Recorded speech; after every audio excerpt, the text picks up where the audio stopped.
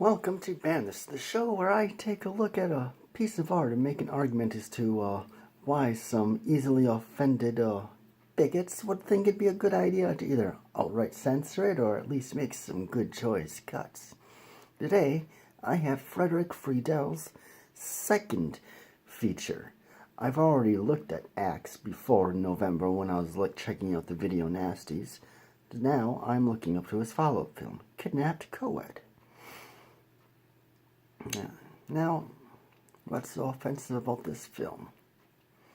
Well, I'm going to be going a similar route with what I did with Tie Me Up and Tie Me Down, arguing that the film is allegedly sexist as it involves the idea of Stockholm Syndrome.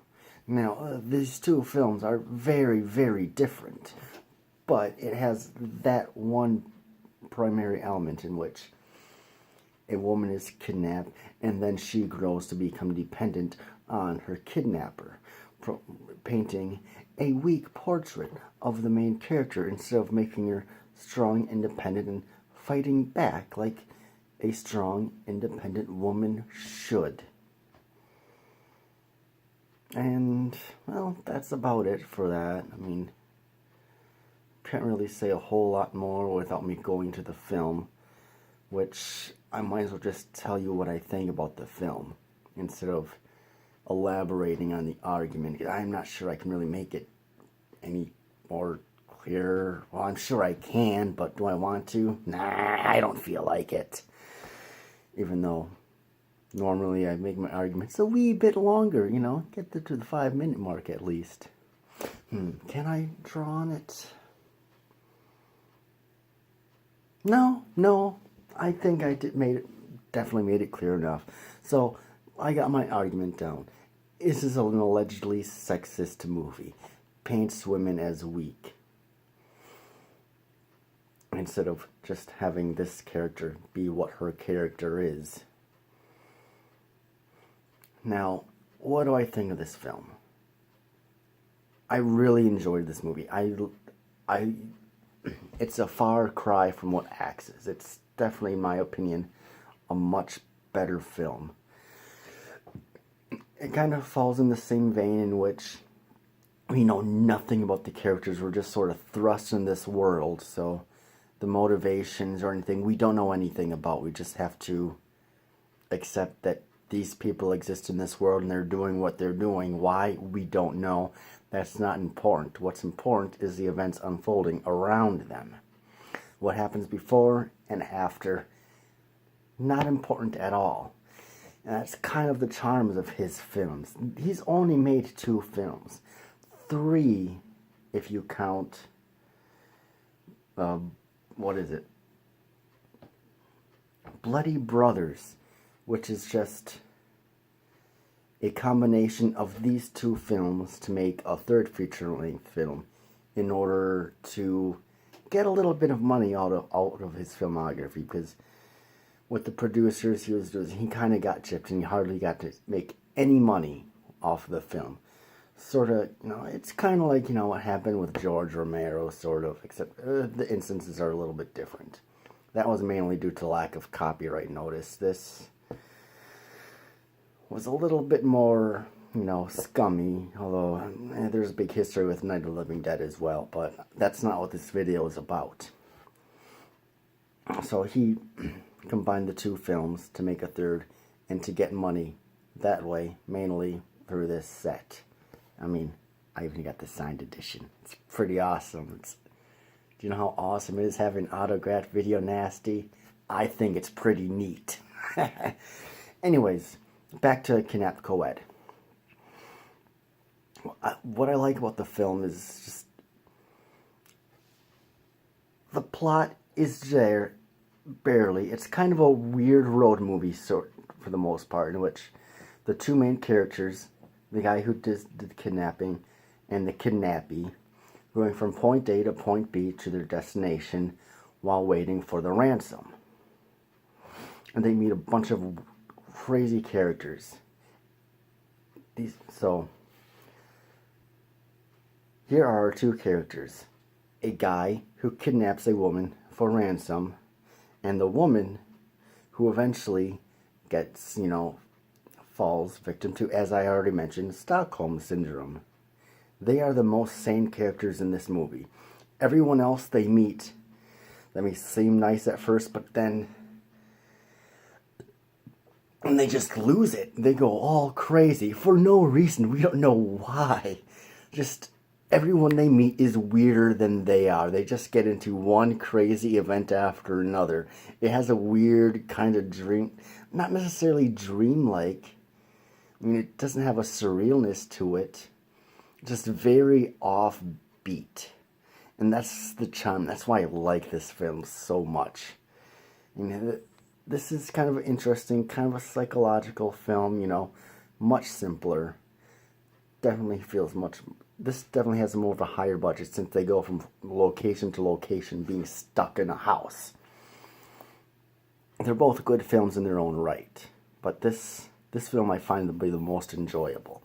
Just in how off the wall each person they meet is. Like, for example, one of the earlier scenes, which I could have put in, I sort of slipped my mind, but I could have put into how this film is allegedly sexist. In which they go to a hotel, kind of a cheap little, flea bag, type place. They go there. The people, the two guys that are running it, they kind of get this weird, this, like, skeeving look, when they go up to the room. Well, they go up after them, they tie him down, and they tie her down, and they proceed to try to rape her. I don't remember how far they get. But eventually the guy breaks free, he kills them, and during the whole, during that part, she's screaming. And it's evident that she's screaming loudly, because there's a shot where, it's a close-up of this old guy, sitting on a bench. There's people walking by in the background, they're screaming, and he's just sitting there, not paying any attention. And this isn't like it's New York or Chicago or anything, where people are, getting shot every, 15 seconds because, guns are illegal in Chicago, so crime rate seems to be higher there for some reason. It's not like that. This looks like it's a smaller town. And there's just this guy sitting there with this woman screaming. He doesn't care. And that's just tipping the iceberg of how crazy this world is. It's quite an enjoyable ride. And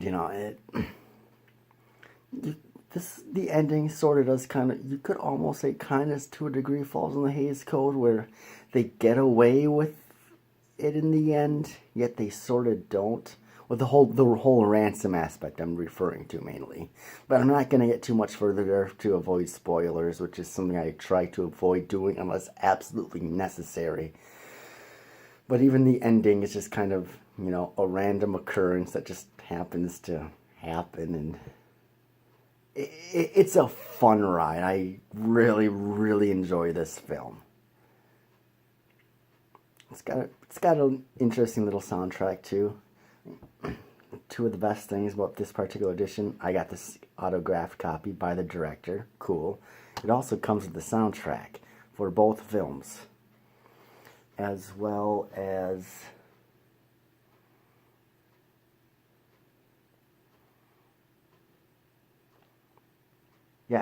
some other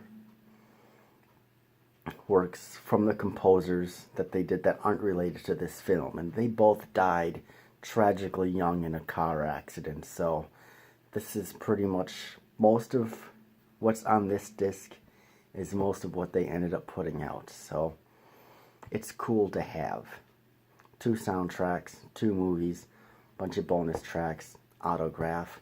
This was a neat set. I haven't watched Bloody Brothers yet. I intend to eventually, and I heard that despite the fact that it's 2 films put together, that it actually works, so it'll be interesting to see how he did that.